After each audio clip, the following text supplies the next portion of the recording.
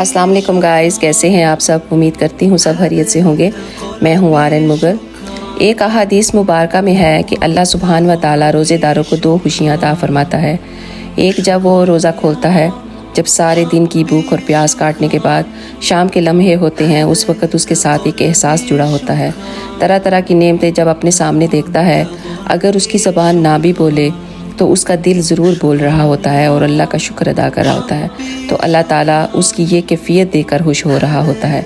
और दूसरी खुशी रोज़ेदार को तब मिलेगी जब रोज़े के सिले में अल्लाह सुब्हान व तआला जन्नत में अपना दीदार कराएगा। सुब्हान अल्लाह।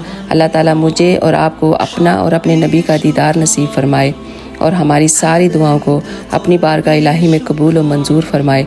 आमीन या रब्बुल आलमीन।